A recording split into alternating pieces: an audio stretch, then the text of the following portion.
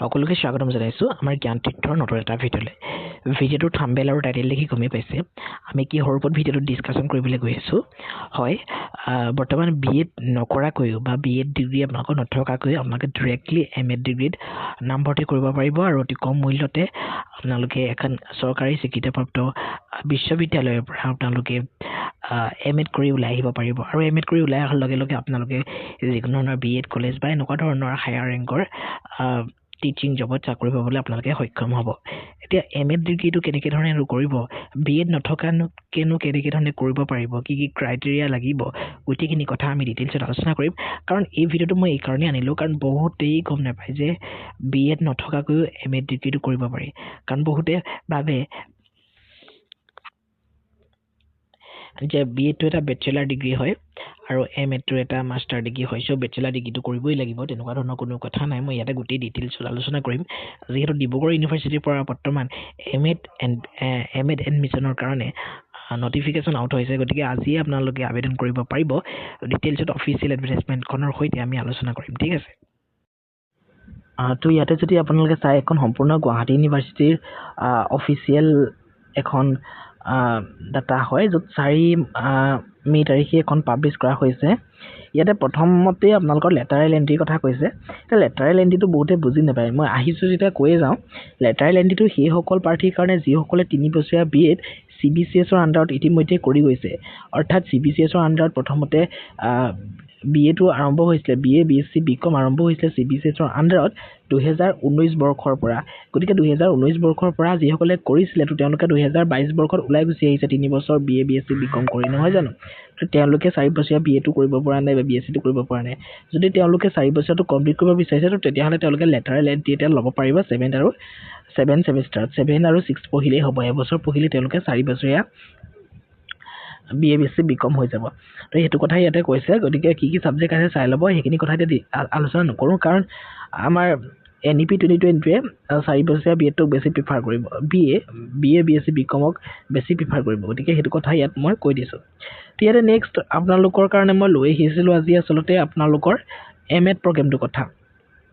চ' ইয়াত স্পষ্টকৈ কৈছে, এমএড প্ৰগ্ৰেমটোত আপোনালোকে এডমিশ্যন ল'বলৈ হ'লে আপোনালোকে কি কৰিব লাগিব, ইয়াতে আপোনালোকে অবটেইন এটলিষ্ট 50% মাৰ্কছ থাকিব লাগিব, or an equivalent grade in the following programmes আপোনালোকৰ থাকিব লাগিব। বিএড থকা হ'ব লাগিব, নহ'লে BA BEd, নহ'লে BSc BEd, নহ'লে ইণ্টিগ্ৰেটেড BEd থকা হ'ব লাগিব, নহ'লে BELEd, নহ'লে DLEd থকা হ'লেও আপোনালোকে এপ্লাই কৰিব পাৰিব। কিন্তু 50% মাৰ্কছ লাগিব। তাৰমানে বহুতে ভাবি আছিলে যে কেৱল অকল BEd থাকিলেহে আপুনি আবেদন কৰিব পাৰিম নেকি, তেনেকুৱা ধৰণৰ কোনো কথা নাই। যদি DLEdও আপোনালোকে কৰি ৰাখিছে 2 বছৰীয়া, তো তেতিয়াহ'লেও আপোনালোকে ডাইৰেক্টলি BEd নকৰাকৈ ডাইৰেক্টলি আপোনালোকে এমএডত এডমিশ্যন ল'ব পাৰিব আৰু খুব কম টকাতে আপোনালোকে ডিব্ৰুগড় ইউনিভাৰ্চিটিৰ পৰা এমএড ডিগ্ৰীটো ল'ব পাৰিব। কেৱল ডিব্ৰুগড় ইউনিভাৰ্চিটিয়ে নহয়, বেলেগ বেলেগ ইউনিভাৰ্চিটি আছে, তেজপুৰ ইউনিভাৰ্চিটি, শিলচৰ ইউনিভাৰ্চিটি, নহয় জানো? গতিকে গোটেইবিলাক ইউনিভাৰ্চিটি, বড়োলেণ্ড ইউনিভাৰ্চিটি, তো সকলোবিলাকৰ পৰা যদি বিচাৰে এনেকৈ এমএড ডিগ্ৰীটো ল'ব পাৰিব। খুব এটা ভাল প্ৰয়োজনীয় ডিগ্ৰী। গতিকে বহুতে কথাটো নাজানে, গতিকে মই সৰু এটা ইনফৰমেশ্যন মাত্ৰ আপোনালোকক দিলোঁ। ইয়াতে আপোনালোকে যিটো এমএড এডমিশ্যন ল'বলৈ আপোনালোকে কি কৰিব লাগিব, কি কথা, গোটেইখিনি কথা এই যিটো PDF, এই PDFটোতে খুব সুন্দৰভাৱে আচলতে তেওঁলোকে উল্লেখ কৰিছে। গতিকে আপোনালোকে নিজে চাই ল'ব পাৰিব। তো ইয়াতে এটা এণ্ট্ৰেঞ্চ এক্সাম হ'ব। ইয়াতে চাব পাৰে, candidate who appeared or appearing in the 6th semester examination of the FYUGP integrated PG program under NEP 2020 in 2026 are awaiting their results are also eligible to appear in DUAAT, Dibrugarh university entrance test 2026। তো এইটো কথাই কৈছে ইয়াতে।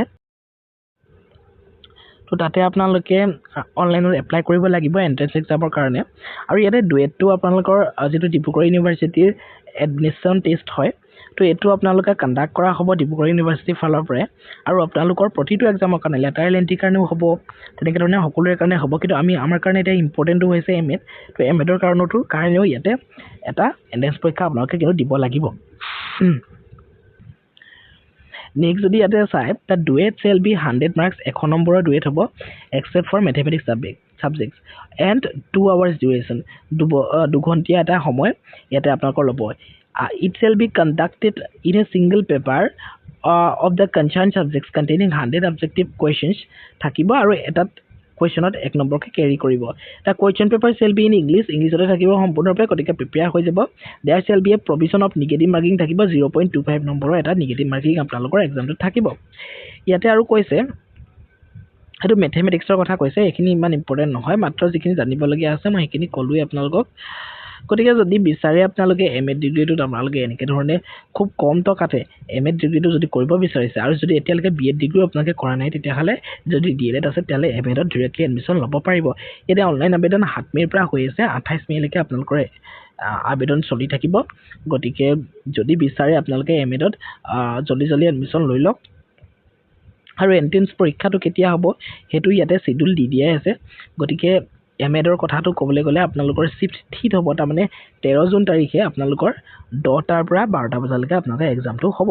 গতিকে আৰু 15 July তাৰিখে declaration হ'ব result গতিকে যদি বিচাৰে এমএড ল'বলৈ তেতিয়া লৈ ল'ব আৰু কেনেকৈ ধৰণে এপ্লাই কৰিব লাগে যদি ভিডিঅ' বনাই দিব লাগে তেতিয়া ডেফিনেটলি বনাই দিম আমাক কমেণ্টত ক'লেই হ'ব ঠিক আছে তো ভিডিঅ'টো ইমানেই আছিলে সৰু আছিলে ইনফৰ্মেটিভ ভিডিঅ' মই ভাবিছোঁ ভিডিঅ'টো হেল্পফুল হৈছে আপোনালোকৰ বাবে আৰু হেল্পফুল হৈছে বুলি যদি ভাবিছে তেতিয়াহ'লে ডেফিনেটলি চেনেলটো ছাবস্ক্ৰাইব কৰি বেলখন প্ৰেছ কৰিব তো thank you so' much see you next video'